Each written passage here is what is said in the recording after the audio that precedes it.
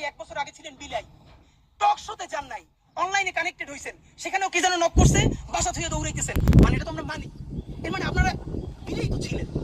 এখন আপনি বাঘ হয়ে উঠছেন, সেই বাঘের কণ্ঠ কার সাথে দেখাইতেছেন? এই দেশের নিরীহ মানুষের সাথে।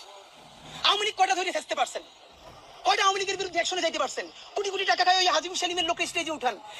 অধ্যত্ব আর অহমিকা, আপনারা এইবার লাস্ট চান্স, যদি বাদ দিতে না পারেন আপনাদের দেশে আর কোনো রাজনীতি থাকবে না, মানে থাকবে না, মনে রাখেন।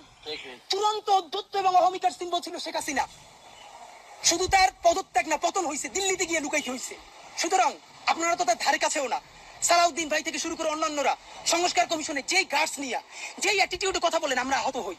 আমরা আপনাদেরকে শ্রদ্ধা করতে চাই। সালাউদ্দিন ভাই, আপনি গুম ছিলেন, বিএনপির কত মানুষের জীবন মেসাকার হয়ে গেছে, তাদেরকে ইন্টারভিউ করে দেখেন। প্রত্যেকটা মানুষ বিএনপির এই আচরণে, যারা বিএনপির জন্য জীবন দিছে, তারা আহত, তারা কাউরি বলতে পারে না।